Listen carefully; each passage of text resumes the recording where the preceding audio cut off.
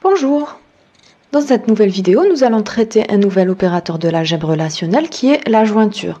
Donc pour rappel, on va toujours travailler sur nos 4 tables: établissement, bachelier, filière et postulé.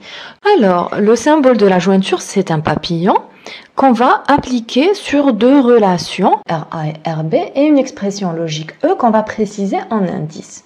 On va obtenir donc une nouvelle relation dont le schéma est la concaténation des deux schémas de RA et de RB, mais dont les tuples seront les combinaisons de RA et de RB, mais seulement ceux qui respectent l'expression logique E. Ce qui fait qu'en fin de compte, une jointure est équivalente à l'application d'un produit cartésien et d'une sélection. Donc, par exemple, pour l'exemple précédent qu'on avait pris, où on devait obtenir les combinaisons des tuples de la relation bachelier avec ceux de la relation établissement qui avaient la même ville, on avait appliqué un produit cartésien et ensuite une sélection. Donc, quand on applique un produit cartésien, on va obtenir toutes les combinaisons possibles des tubes de bachelier avec tous les tubes possibles d'établissement. Et ensuite, parmi ces tuples obtenus, on va garder uniquement ceux qui respectent l'expression logique bachelier.ville qui est égal à établissement.ville. Donc, on va garder les combinaisons d'un bachelier et d'un établissement uniquement si les deux attributs sont égaux. Donc, cette écriture peut aussi être écrite en utilisant une jointure, comme ceci. Donc, la relation R11 est équivalente aussi à l'écriture bachelier, jointure, établissement, en précisant l'expression logique bachelier.ville qui est égal à établissement.ville. De cette manière, lorsqu'on va combiner un tuple de bachelier avec un tuple d'établissement, il faudra que la valeur de bachelier.ville soit égale à la valeur de établissement.ville. Autre exemple qu'on avait déjà vu précédemment, donc pour obtenir le nom, le prénom et la moyenne des bacheliers qui ont une moyenne supérieure ou égale à 12 et qui ont postulé en filière de droit. Donc pour exprimer cela en algèbre relationnelle, nous avions écrit ça de cette manière.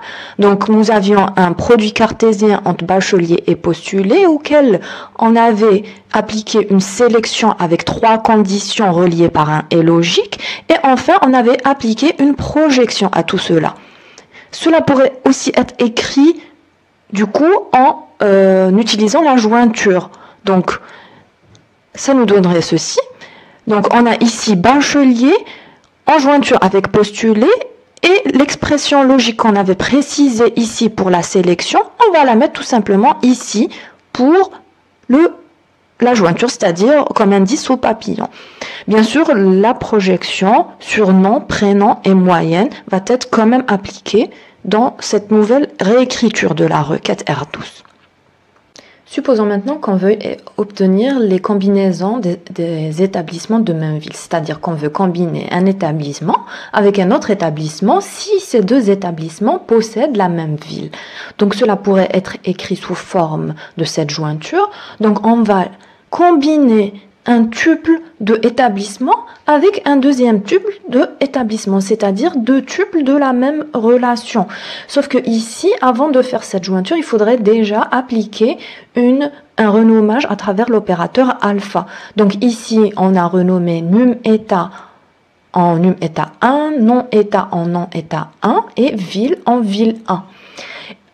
Et l'expression logique qu'on a appliquée sur cette jointure, c'est que ville, c'est-à-dire l'attribut qui appartient à établissement, doit être égal à ville 1, c'est-à-dire l'attribut qui appartient à cette deuxième partie de l'opérateur, c'est-à-dire à ce deuxième opérande.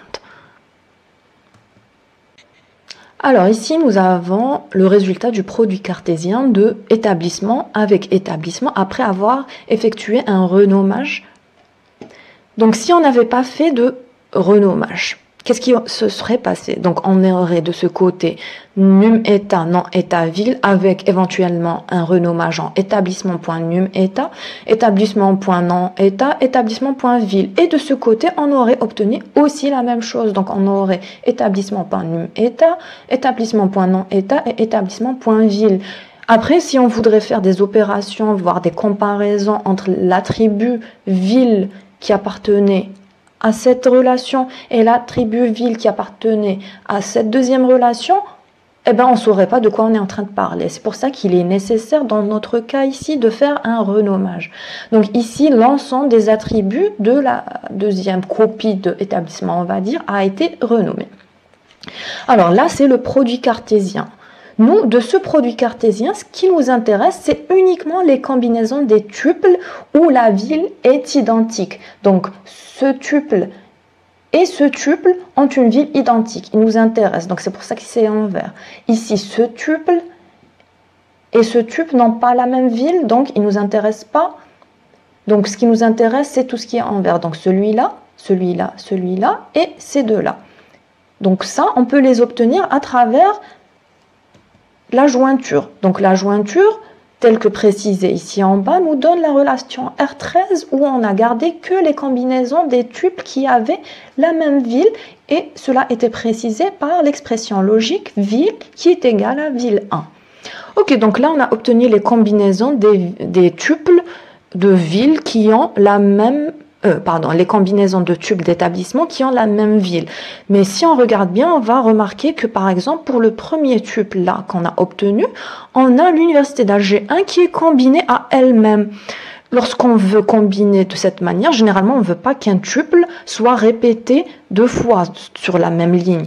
Donc, pour éviter d'obtenir ces tuples-là, donc celui-là, celui-là et celui-là, ce qu'on va faire, c'est qu'on va tout simplement rajouter une condition ici à l'expression logique de la jointure. Donc, au lieu de laisser juste ville qui est égale à ville 1, on va rajouter que les deux tuples ne devraient pas avoir la même valeur pour num eta et num eta 1 pour être gardés.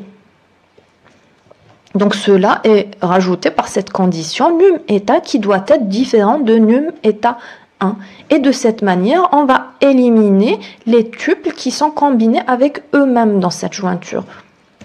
Et enfin, on retrouve la relation R14. Donc là, on a le SG2E au rang qui est combiné avec univ au rang 1 et univ au rang 1 qui est combiné à l'ESG2E au rang. Donc là aussi, on a un problème, c'est que on a la combinaison de l'ESG2E avec univ au rang 1 une première fois et une deuxième fois l'univ au rang 1 qui est combiné avec le SG2E. Donc, les deux tuples sont combinés 2 fois. Et c'est problématique parce que si on avait eu d'autres combinaisons d'établissements appartenant à la même ville, on aurait eu à chaque fois le premier établissement avec le deuxième et ensuite le deuxième avec le premier. Donc l'idée ici, c'est de poser une condition plus forte que num eta, juste différente de num eta 1. Donc pour éviter de tomber sur ce cas, on devrait faire le choix. Soit on va garder les combinaisons où on a le premier établissement qui a un numéro inférieur au deuxième, ou bien le deuxième cas, c'est-à-dire le premier établissement qui a un numéro supérieur au deuxième. Donc là, on fait le choix de garder la première possibilité. Donc num eta 1 inférieur à num eta, num eta inférieur à num eta 1. Et du coup, ça nous garderait en résultat uniquement le premier tuple. Et de cette manière, on n'a pas un établissement qui est combiné avec lui-même. Et on n'a pas un établissement qui est combiné avec un deuxième. Et ensuite, ce deuxième avec le premier à nouveau. Voilà, c'est tout pour cette vidéo.